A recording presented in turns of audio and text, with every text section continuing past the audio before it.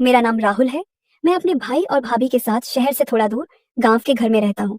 College की छुट्टियों में अक्सर घर लौट आता हूँ और घर का सारा माहौल मुझे बहुत अपनापन देता है। भाई नौकरी में व्यस्त रहते हैं, भाभी घरेलू काम संभालती हैं और उनकी छोटी बहन यानी मेरी साली भी हमारे घर अक्सर आ जाती है। साली अभी कॉलेज में पढ़ रही है, शरारती स्वभाव की है और हमेशा मुझे चिढ़ाने का बहाना ढूंढती रहती है। कभी मेरा मोबाइल छिपा देती, कभी मेरे नोट्स उठाकर भाग जाती और मैं हर बार गुस्सा दिखाता, लेकिन मन ही मन उसकी मासूमियत और हंसी मुझे भाने लगी थी। धीरे धीरे उसकी मौजूदगी मेरे लिए बहुत मायने रखने लगी। जब भी घर में वो होती तो मुझे लगता घर में रौनक बढ़ जाती है। भाई और भाभी को तो हमारी नोकझोंक सिर्फ हंसी मजाक लगती थी, लेकिन मेरे दिल में कहीं ना कहीं उसके लिए अलग सा एहसास बनने लगा था। गर्मियों की एक रात थी। सब लोग छत पर सो रहे थे। बिजली चली गई थी और छत पर हल्की ठंडी हवा चल रही थी। भाई और भाभी एक कोने में सो गए थे और मैं थोड़ी दूरी पर अपनी चारपाई डालकर लेटा था। तभी मैंने देखा कि साली भी वहीं पास में अपनी चादर बिछा रही है। मैंने कहा, तू यहीं क्यों सो रही है? भाभी के पास सो जा, वो हल्की मुस्कान के साथ बोली। मुझे यहाँ हवा अच्छी लग रही है, और धीरे से मेरे पास आकर लेट गई। मेरा दिल जोर जोर से धड़कने लगा। अंधेरे और खामोशी में सिर्फ उसकी सांसों की हल्की आहट सुनाई दे रही थी। मैं करवट बदलकर उसकी तरफ देखने लगा तो उसने धीरे से फुसफुसाया, राहुल भैया, नींद नहीं आ रही? मैंने धीमे से कहा, मुझे भी नहीं। और फिर हम दोनों देर तक आसमान के तारों को देखते हुए बातें करने लगे। वो कभी अपने कॉलेज के किस्से सुनाती, कभी हंसते हंसते मेरे हाथ पर थपकी मार देती।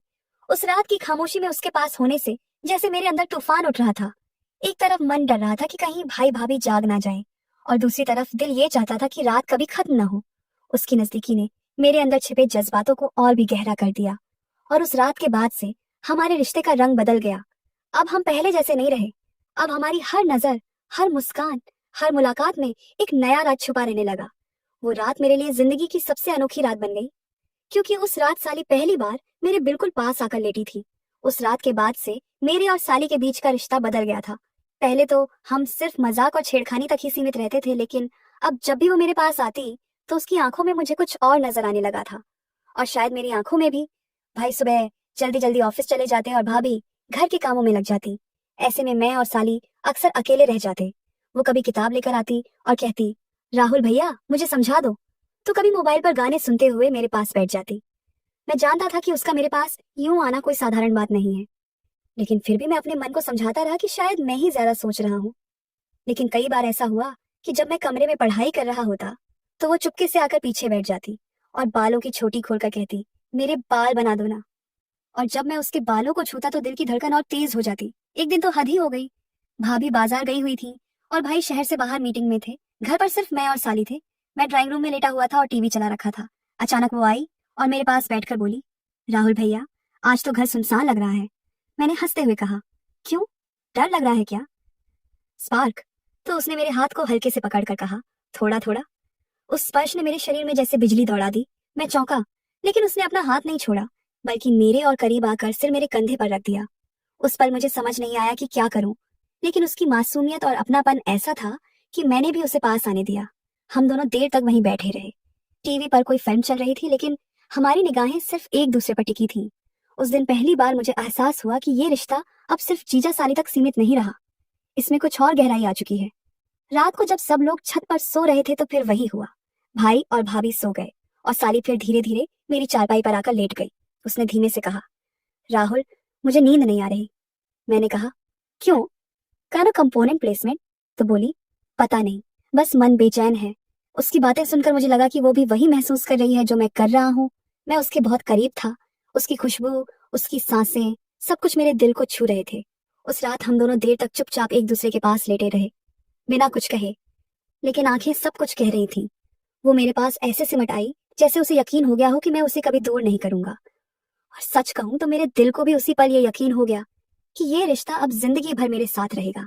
और अब तक मैं ये समझ चुका था कि मेरी साली सिर्फ मजाक में या अकेलेपन के कारण मेरे पास नहीं आती, बल्कि उसके दिल में भी मेरे लिए वही खिंचाव है जो मेरे दिल में उसके लिए है। उस रात जब वो छत पर मेरे पास लेट गई थी, उसके बाद से हमारी नजदीकियां और बढ़ गई। अब जब भी भाई ऑफिस चले जाते और भाभी बाजार, तो घर का पूरा सन्नाटा हमारे बीच एक अलग ही एहसास भर देता था। साली कभी रसोई में काम करते करते मुझे आवाज देती, राहुल जरा ये मिर्च पकड़ा दो। और जब मैं पास जाता तो वो जानबूझकर मेरा हाथ छू लेती, फिर मुस्कुराती और भाग जाती। कई बार ऐसा भी हुआ कि जब मैं कमरे में लेटा होता तो वो आकर धीरे से पंखा बंद कर देती और कहती, इतनी ठंडी हवा में कैसे सो रहे हो? इस पली असिस्टेंट, जो धीरे धीरे मेरे दिल की दीवारें तोड़ रहा था। एक दिन भाभी मायके चली गई और भाई देर रात तक ऑफिस में थे। घर पर मैं और साली ही थे। शाम को वो मेरे पास आकर बैठी और बोली, राहुल, तुम्हें पता है मुझे बचपन से सबसे ज्यादा अच्छा लगता था जब कोई मुझे समझे, मुझे सुने। मैंने उसकी आंखों में देखा और कहा, तो अब से तुम्हें कभी ये महसूस नहीं होगा कि तुम्हें कोई नहीं समझता। वो कुछ पल तक मुझे देखती रही, फिर मुस्कुराई और धीरे से बोली, पता है राहुल, जब मैं तुम्हारे पास होती हूँ तो मुझे बहुत सुकून मिलता है। उसकी ये बात सुनकर मेरा दिल और तेज धड़कने लगा। उस रात जब सब सो गए तो फिर वही हुआ। साली धीरे से मेरे पास आकर लेट गई, लेकिन इस बार उसकी आंखों में सिर्फ शरारत नहीं थी, उसमें एक गहराई थी, जैसे वो मुझे अपने मन की सारी बातें कह देना चाहती हो। उसने मेरी ओर देखकर कहा, राहुल, अगर मैं हमेशा तुम्हारे पास रहना चाहूं तो? मैं उसकी इस मासूमियत भरी गंभीर बात पर कुछ पल चुप रहा, फिर उसके हाथ को पकड़कर कहा, तुम्हें कभी जाने नहीं दूंगा। ये सुनकर उसने अपनी आंखें बंद कर ली और मेरे सीने पर सिर रख दिया। उस पल मुझे लगा जैसे पूरी दुनिया थम गई हो और अब सिर्फ मैं और वो ही बाकी हैं। और अब तक मेरी साली के साथ जो रिश्ता था वो सिर्फ चुपके से बातें करने या रात को पास आकर लेट जाने तक सीमित नहीं रहा था। अब हमारे बीच एक अजीब सा अपनापन बनने लगा था। दिन भर जब भाई ऑफिस में होते और भाभी अपने मायके चली गई थी तो घर में बस मैं और साली ही रहते। उस दिन दोपहर में जब मैं बरामदे में लेटा था तो साली रसोई में थी। अचानक उसने आवाज दी, राहुल, जरा आओ तो। मैं जैसे ही गया तो देखा कि उसके हाथ में आटा लगा हुआ था और बाल थोड़े बिखरे हुए थे। वो हंसते हुए बोली, जरा ये डिब्बा ऊपर से उतार दो, मेरी पहुंच नहीं हो रही। जब मैं डिब्बा निकालने गया तो वो जानबूझकर मेरे और करीब आ गई। उसके गाल मेरे कंधे से छू गए और उस पल मेरा दिल जैसे रुक गया। मैंने नीचे उतरकर डिब्बा उसे दिया तो वो मुस्कुराई और बोली, राहुल, तुम्हें पता है तुम जब पास आते हो तो मुझे अजीब सी खुशी होती है। उसकी ये मासूमियत भरी बात मुझे अंदर तक छू गई। शाम को जब हम छत पर बैठे तो साली ने धीरे से कहा, कल रात जब मैं तुम्हारे पास लेटी थी तो मुझे ऐसा लगा जैसे पूरी दुनिया से मैं आजाद हूँ। मैं मुस्कुराकर बोला, तो फिर आज रात भी वही महसूस करना। उसने शर्माकर मुझे देखा और कुछ नहीं बोली, बस अपने दुपट्टे से खेलती रही। रात हुई तो भाई घर नहीं आए। कह दिया था कि देर होगी। मौका पाकर साली धीरे से मेरे कमरे में आ गई। उसने मेरे पास बैठकर कहा, राहुल, अगर ये सब किसी को पता चल गया तो? मैंने उसका हाथ पकड़कर कहा, डर मत, मैं हूं ना। वो मेरी बाहों में आकर छुप गई।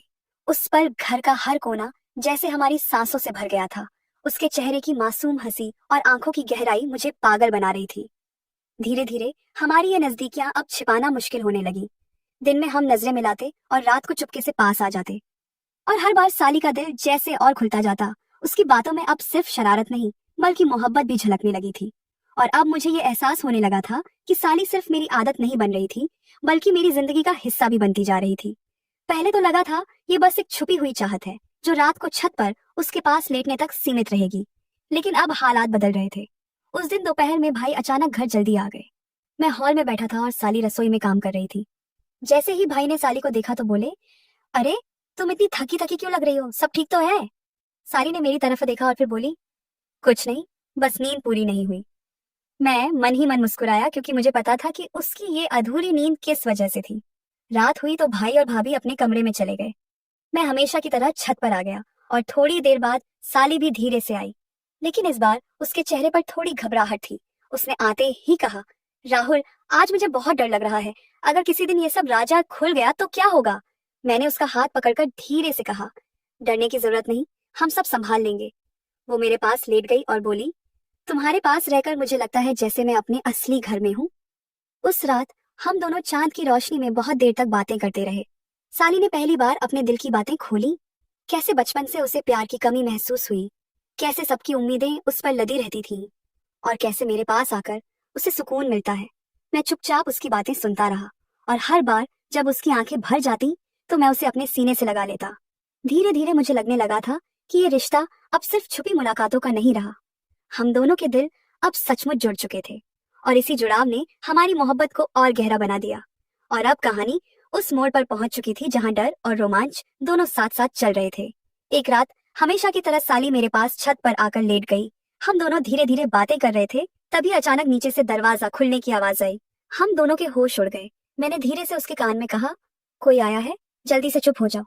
वो मुझसे कसकर लिपट गई और हम दोनों बिल्कुल खामोश हो गए। पता चला कि चाचा जी शहर से लौटे थे और अचानक ही आ गए। उन्होंने भाई को आवाज दी, आ सब्बी कोठी की पाउची चाह दी और थोड़ी देर तक बातें करते रहे। हम दोनों छत पर बैठे धड़कते दिल से उनकी हर आवाज सुन रहे थे। अगर चाचा जी अचानक छत पर आ जाते तो सब कुछ खत्म हो जाता। साली ने डरते डरते मेरा हाथ पकड़ा और फुसफुसाई, राहुल, अब ये खेल साथ बहुत खतरनाक हो गया है। अगर पकड़े गए तो किसी को मुंह दिखाने लायक नहीं रहेंगे।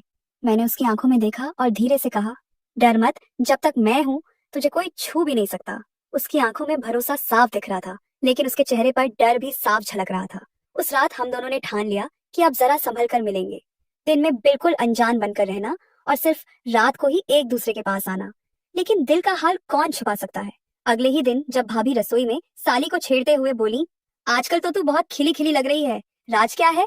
तो साली का चेहरा लाल हो गया।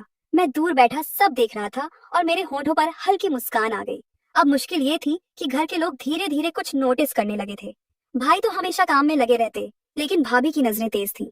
वो अक्सर मुझे और साली को टोकने लगी, तुम दोनों बड़े अच्छे दोस्त बन गए हो, है ना? ये सुनकर साली की सांसें अटक जाती और मैं बात बदल देता। पर मुझे पता था, जितना छुपाएंगे उतना शक बढ़ेगा और यही शक धीरे धीरे हमारी कहानी को और मुश्किल बना देगा। और अब हालात ऐसे बन गए थे कि मुझे लग रहा था सब कुछ हाथ से निकल जाएगा। साली और मैं छत पर रोज की तरह मिलते थे, लेकिन अब भाभी की नजरें हमें चीरने लगी थी। वो हर वक्त हमें ताड़ती रहती, कभी मुंह पर मुस्कान होती तो कभी सवाल से भरी नजर। एक रात की बात है, मैं और साली छत पर लेटे हुए चुपचाप बातें कर रहे थे। हवा बहुत ठंडी थी और चांद पूरा आसमान पर फैला हुआ था। साली मेरे सीने से लगी हुई धीरे धीरे मेरी धड़कन सुन रही थी। तभी मुझे लगा जैसे नीचे आंगन में कोई आहट हुई है। मैंने झट से उसे अलग किया और दीवार से झांक कर देखने लगा। नीचे भाभी खड़ी थी, हाथ में पानी का लोटा था, लेकिन उनकी आंखें ऊपर ही टिकी थीं। ऐसा लग रहा था जैसे वो कुछ खोज रही हो। मैंने तुरंत साली को खामोश रहने का इशारा किया। हम दोनों के दिल जोर जोर से धड़क रहे थे। थोड़ी देर बाद भाभी ऊपर आने लगी। मेरे तो होश उड़ गए। मैंने साली का हाथ पकड़कर उसे छुपा दिया और खुद ऐसे लेट गया जैसे सो रहा हूँ। भाभी धीरे धीरे सीढ़ियां चढ़कर छत पर आई, चारों तरफ देखा और फिर मेरे पास आकर खड़ी हो गई। राहुल, उन्होंने धीमी आवाज में पुकारा। मैंने आंखें मलते हुए कहा, क्या हुआ भाभी, इतनी रात को? भाभी ने घूरते हुए कहा, तुम जाग रहे थे क्या? मैंने तुरंत जवाब दिया, नहीं भाभी, नींद में था। कोई आहट हुई तो आंख खुल गई। भाभी कुछ कुछ देर तक मुझे देखती रही, जैसे मेरे चेहरे से सच पढ़ लेना चाहती हूँ। फिर अचानक मुस्कुराई और बोली, ठीक है, सो जाओ, बस इतना ध्यान रखना, छत पर हवा बहुत तेज है, कहीं सर्दी न लग जाए। उनके जाने के बाद साली धीरे से मेरे पास आ गई और कांपते हुए बोली, राहुल, मुझे तो लगा हम पकड़े गए। मैंने उसके होठों पर उंगली रखकर कहा, डर मत, अभी तक सब ठीक है, लेकिन अब हमें और सावधान रहना होगा। लेकिन मेरे दिल को कहीं ना कहीं लग रहा था, भाभी ने कुछ तो देख लिया है और अब वो आसानी से हमें छोड़ने वाली नहीं है। और अब मुझे एहसास हो गया था कि मैंने जिस रास्ते पर कदम रखा वो न तो मेरे लिए सही था और न ही साली के लिए। भाभी के शक ने मुझे भीतर तक हिला दिया था। मैं बार बार सोच रहा था, अगर सच सामने आ गया तो भाई की इज्जत, घर की इज्जत और हमारे रिश्ते सब तबाह हो जाएंगे। साली भी अब डरने लगी थी। उसकी आंखों में पहले वाली शरारत नहीं थी, बल्कि एक अजीब सी बेचैनी थी। एक रात उसने खुद कहा, राहुल, अब हमें ये सब बंद करना होगा। ये सब अच्छा तो लगता है, पर सही नहीं है। अगर भाभी ने बता दिया तो सब कुछ बर्बाद हो जाएगा। उसकी ये बातें सुनकर मैं चुप रह गया। सच यही था कि जितनी लकीरें हमने पार कर दी थी, उससे आगे बढ़ना केवल मुसीबत लाता। आखिरकार हमने तय किया कि अब छत पर मिलने का सिलसिला बंद होगा। मैं अपने कमरे में ही सोया करने लगा और साली अपनी भाभी के साथ। भाभी का शक धीरे धीरे कम होता गया और घर फिर से वैसे ही चलने लगा जैसे पहले चलता था। लेकिन मेरे दिल के किसी कोने में वो रातें, वो फुसफुसाहटें और वो अनकहे एहसास हमेशा के लिए कैद हो गए। हाँ, मैंने उस रिश्ते को वहीं रोक दिया, लेकिन उसकी यादें आज भी जब भी मैं अकेले छत पर जाता हूँ, ठंडी हवा के झोंकों के साथ मुझे छू जाती हैं।